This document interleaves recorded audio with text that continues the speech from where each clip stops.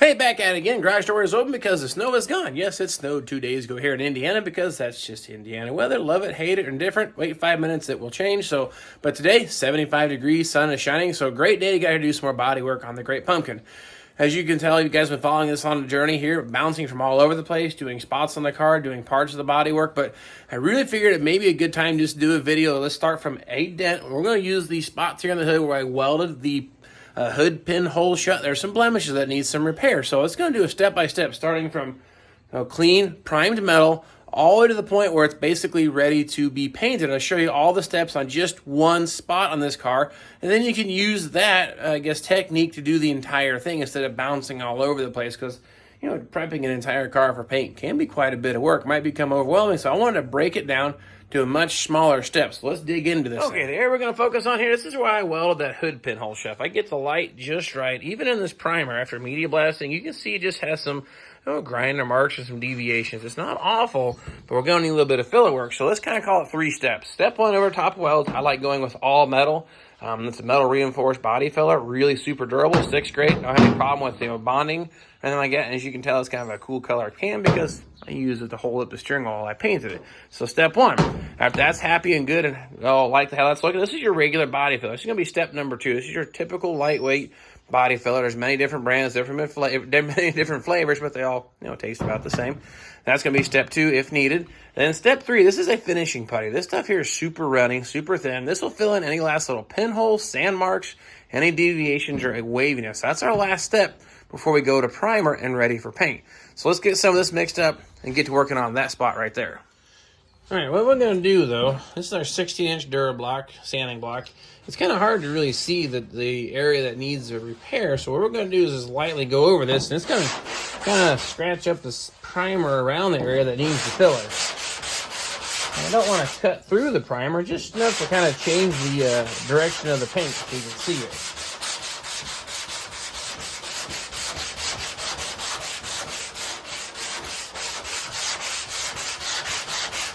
And this is only like 180 grit sandpaper, not real coarse, just enough to kind of take some of the primer off.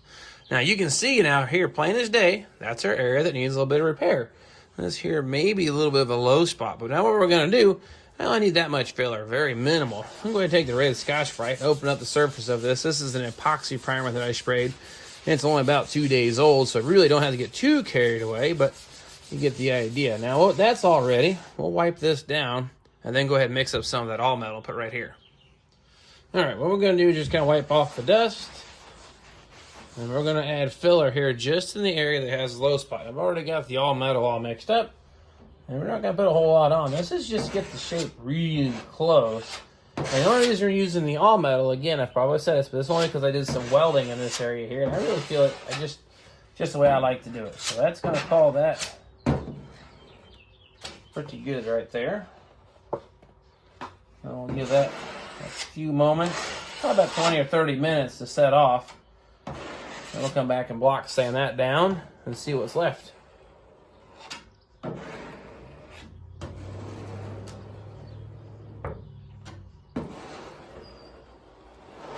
right, we'll give that a few minutes.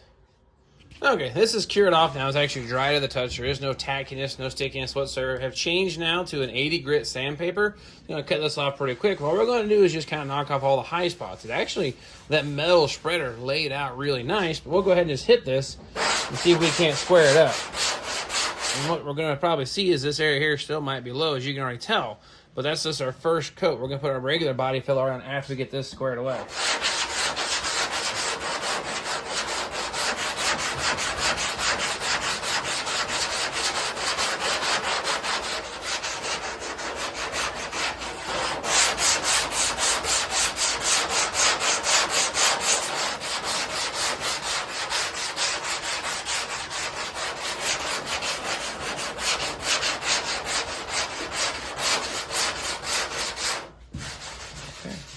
Now, we can see it actually left off real good, except for right here is that low spot. So our next step is going to be mix up some of that regular body filler and give a skim coat right over the whole thing here, and that should get us super close. All right, we'll wipe this off here, and we're going to just put a skim coat of body filler over this. Then we'll let that cure and do the same thing. this stuff sands a lot easier than that all metal. And the all metal is just kind of our foundation. And again, you necessarily always have to start with all metal. It may take 2 coats of regular body filler. I just like doing that over top my welds. But it is a little more difficult to sand. It's kind of hard to judge when to stop sanding. So I say that should work. Let that cure off, and then we'll sand that out, see how that looks. That's all cured and ready to go. Still going to stick with our 80 grit sandpaper. We're going to try to level this off and see what it looks like. And hopefully this will be the last step. And of course, as I'm sanding it, there's like a body line here. I guess the hood has kind of a ridge. And then of course here, the outside edge you can't see. And so I'm going to work my block towards this line. And you know, like here's the edge of the hood over here. I'm going to work my block at, 30 degrees. I'm not just going to go forward and backwards like this or like this. I'm going to actually kind of go at an angle because this hood has a crown or a radius like this. So I don't want to flatten the hood out. I still want to keep the crown to it.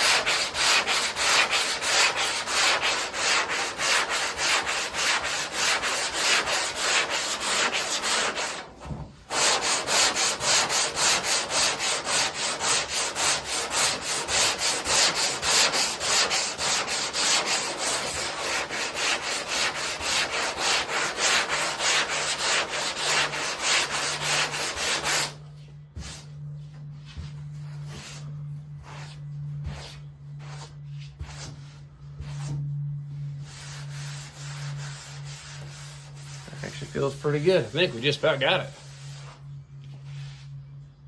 I'll get you in here close if I can, but you'll see just ever so slightly a low spot there. Couple little pinholes or blemishes, but we're actually, as for the height there thing, really good shape here. So I think we're actually down to our last step, like we talked about here, the finishing plate. This stuff is really runny and really expensive, kind of sort of. So I don't like using it more than I have to. We're just gonna mix up just enough to put just a super thin coat across all this. It'll fill in all the little imperfections, any of the sanding marks. Then once this cures, I'll probably sand it with like a 180 grit sandpaper because it should go on pretty smooth. And then I'll finish it with a 320 dry, and that should be ready for primer then.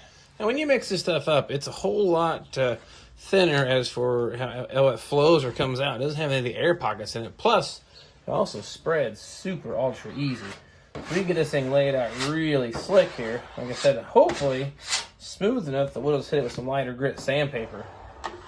And this will help ensure that we don't have any more sanding marks bleeding through or any kind of air pockets or anything else that may happen in our body filler. So.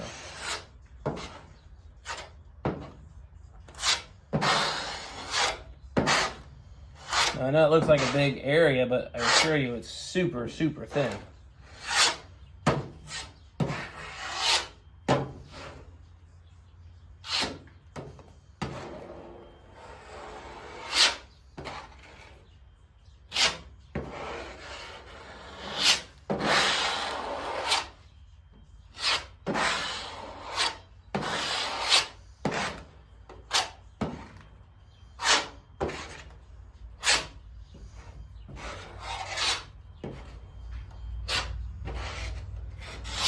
Alright, let's let that cure, come back and sand it.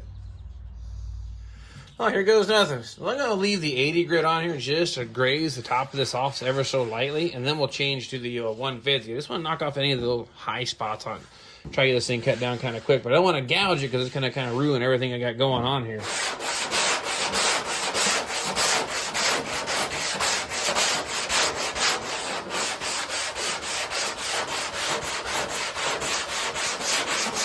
always comes the question, when do you stop sanding? It is kind of a hard thing to say, but going by feel is one thing, but we're going to get this thing sanded out. I'm going to make it feel all right. And I said we're going to get to the point where we're going to put the high build primer on this, and then we're going to guide coat it and then verify what we did here was good.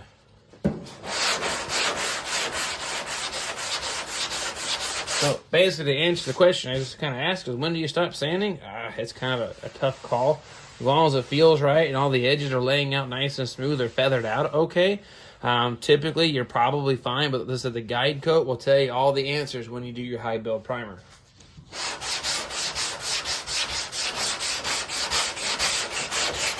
Okay, I just knocked just barely the top of all the high spots off. I'm going to change my sandpaper over to a finer grit. Alright, got to change it over to the 180. Now you can tell it looks a little finer, the sandpaper, not nearly as coarse. We're going to glide over this whole thing, and it should feather out all the edges. And again, I'm just kind of gently resting my hands on the block, letting it follow the radius of this hood. And we're kind of working it kind of to the point, to the end of the line where your eye is going to see. This is kind of an end point and the edge of the hood. And not just going back and forth, but 30, 40 degree angle. And I might turn the block a little bit.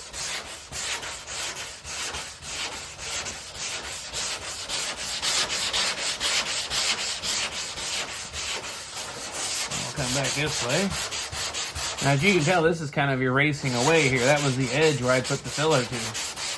And that's fine, because I don't need it there. That's what the block is telling me. And even down here, this is all kind of disappearing. You look at that. It's kind of all fading away. So I'm going to keep going this area here.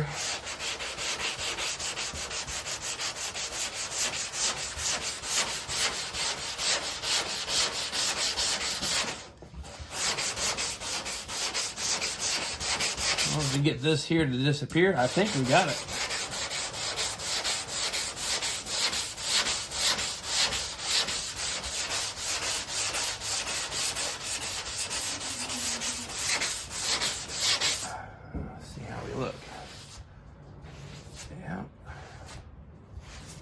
Now, if you remember, our affected area was about here. And you see it looks like it's a whole lot bigger, but it's just how this hood is laying out. And of course, it's 50-some years old, so there are some other deviations in it, but feels pretty good.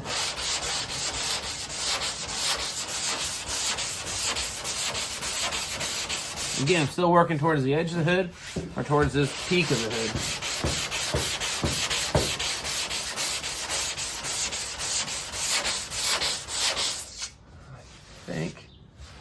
Now, that actually feels pretty good. I'm going to hit it with 320 grit sandpaper, and that should wrap it up. Alright, we got to change it over to 320. Again, in the camera, I didn't really show you, but this stuff it has obviously some grit to it, but really fine compared to what we started with. We're just going to hit the whole thing about the same, and this should really fine tune any of the edges.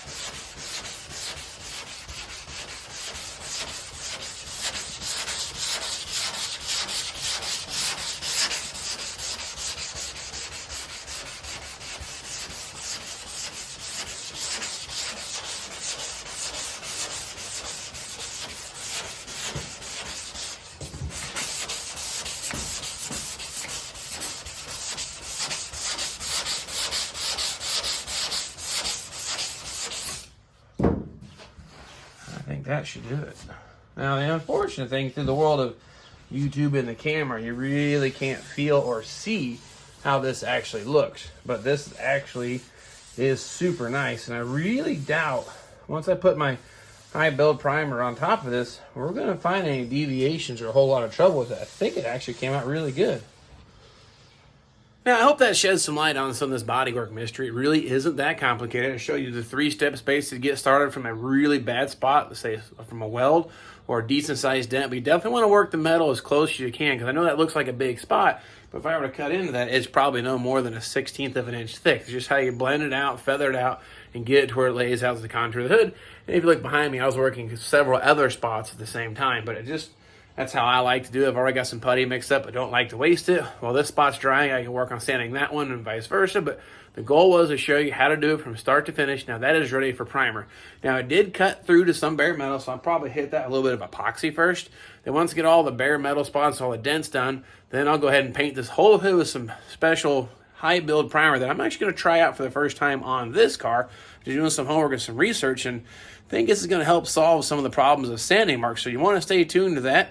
Please subscribe, share with your friends, kind of thing. I like to see this channel to continue to grow. You guys would help me out fantastically, getting really close to that 5,000 mark. Now, to me, that's a huge milestone and really cool thing to say. I never thought I'd never hit 1,000, so can't thank you enough for following me on this here. And of course, anything you'd like to see in the process of doing some body work, restoring anything bumper to bumper, it's going to be done here. I'm going to start doing some seats and some interior once this thing gets some paint on it. But being 50-some years old, there's dents everywhere in this metal. So repeat process all over the entire car, find all the bad spots, then guide coat it, and so on. So I'll keep working on the steps of doing some body work. Maybe your car doesn't need as much. Maybe you just have one little blemish like this that needs fixed. So hope this helps you out immensely. So I've rambled on enough. I've listed out everything that you need here. Hope these things help fill in some of the blanks for you. But nonetheless, I'm going to call it quits for today. And I can't help but think maybe I forgot something, but I just can't quite place my finger on it. But nonetheless, appreciate you following me on the journey, and we'll catch you guys next time.